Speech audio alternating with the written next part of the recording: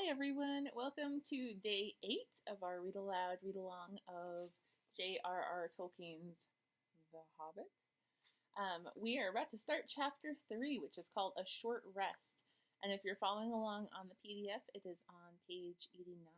So you can turn to that page and follow along. So just to do a quick check for understanding, where we had just left off, they had just managed to trick the trolls into waiting for daylight, and then they were able to freeze them because of this. As we all know, trolls are allergic to sunlight. They turned us down. So that was how they managed to defeat the trolls. So they did not sing or tell stories that day, even though the weather improved, nor the next day, nor the day after. They had begun to feel that danger was not far away on either side. They camped under the stars, and their horses had more to eat than they had, for there was plenty of grass, but there was not much in their bags, even with what they had got from the trolls. One morning they forded a river at a wide, shallow place full of the noise of stones and foam. The far bank was steep and slippery. When they got to the top of it, leading their ponies, they saw that the great mountains had marched down very near them. Already they seemed only a day's easy journey from the feet of the nearest. Dark and drear it looked, though there were patches of sunlight on its brown sides, and behind its shoulders the tips of snow peaks gleamed. "Is that the mountain?" Bilbo asked in a solemn voice, looking at it with round eyes. He had never seen a thing that looked so big before. "Of course not," said Balin. "That is only the beginning of the Misty Mountains, and we have got to get through, or over, or under those somehow before we can come into the Wilderland beyond. And it is a deal of a way even from the other side of them to the lonely mountain in the east, where Smaug lies on our treasure." "Oh," said Bilbo. And just at that moment he felt more tired than he ever remembered feeling before. He was thinking once again of his comfortable chair before the fire in his favorite sitting room in his hobbit hole, and of the kettle singing, not for the last time. Now Gandalf led the way. "We must not miss the road, or we shall be done for," he said. "We need food for one thing, and rest in reasonable safety. Also, it is very necessary to tackle the Misty Mountains by the proper path, or else you will get lost in them and have to come back and start at the beginning again, if you ever get back at all." They asked him where he was making for, and he answered, "You are come to the very edge of the wild, as some of you may know. Hidden somewhere ahead of us is the fair valley of Rivendell, where Elrond lives in the last homely house. I sent a message by my friends, and we are expected." That sounded nice and comforting, but they had not got there yet, and it was not so easy as it sounds to find the last homely house west of the mountains.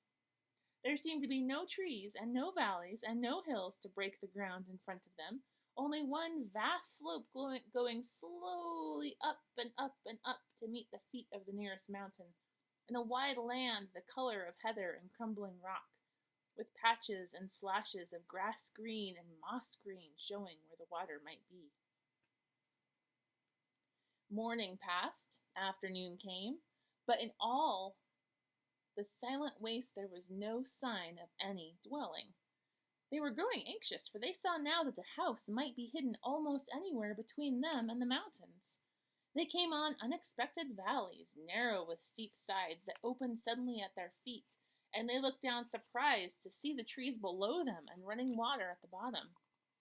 There were gullies that they could almost leap over, but very deep waterfalls in them. There were dark ravines that one could neither jump over nor climb into. There were bogs, some of them pleasant green places to look at, with flowers growing bright and tall, but a pony that walked there with a pack on his back would never have come out again.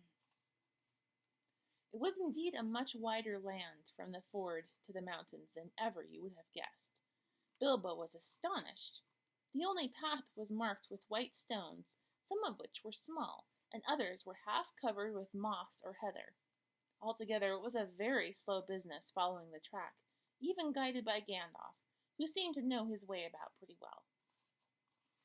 His head and beard waggled this way as he looked for the stones, and they followed his lead, but they seemed no nearer to the end of the search than when the day began to fail.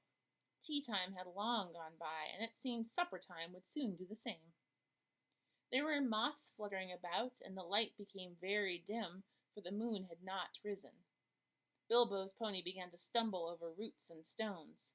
They came to the edge of a steep fall in the ground so suddenly that Gandalf's horse nearly slipped down the slope. "Here it is at last," he called, and the others gathered around him and looked over the edge. They saw a valley far below. They could hear the voices of hurrying water and a rocky bed at the bottom.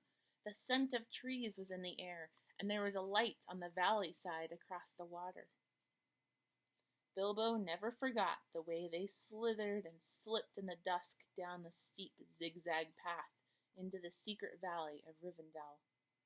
The air grew warmer as they got lower, and the smell of the pine trees made him drowsy, so that every now and again he nodded and nearly fell off, or bumped his nose on the pony's neck. Their spirits rose as they went down and down. The trees changed to beech and oak, and there was a comfortable feeling in the twilight. The last green had almost faded out of the grass when they came at length to an open glade not far from above the banks of the stream. "It smells like elves," thought Bilbo, and he looked up at the stars. They were burning bright and blue. Just then there came a burst of song like laughter in the trees. "Oh, what are you doing, and where are you going? Your ponies need shoeing. The river is flowing. Oh, tra-la-la-lolly, here down in the valley. Oh, what are you seeking, and where are you making? The kindling is reeking, the bannocks are baking. Oh, tree-lilly-lolly, the valley is jolly. Ha-ha. Oh, where are you going, with beards all a-wagging? No knowing what brings Mr. Baggins and Balin and Dwalin down in the valley in June. Ha-ha. Oh, will you be staying, or will you be flying? Your ponies are straying, the daylight is dying. To fly would be folly, to stay would be jolly, and listen and hark to the end of the dark, to our tune. Ha-ha. So they laughed and sang in the trees in pretty fair nonsense, I dare say you think it. Not that they would care. They would only laugh all the more if you told them so. They were elves, of course. Soon Bilbo caught glimpses of them as the darkness deepened. He loved elves, though he seldom met them, but he was a little frightened of them, too. Dwarves don't get on well with them. Even decent enough dwarves like Thorin and his friends think them foolish, which is a very foolish thing to think, or get annoyed with them.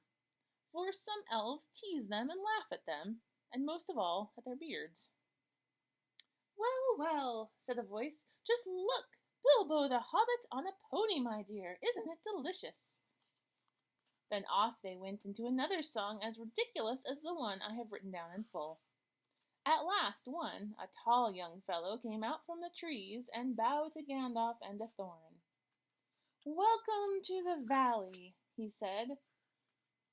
"Thank you," said Thorin a bit gruffly, but Gandalf was already off his horse and among the elves, talking merrily with them.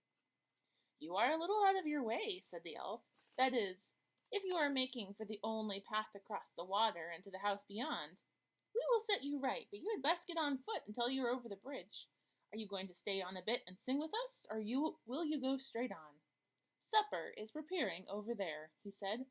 "I can smell the wood fires cooking."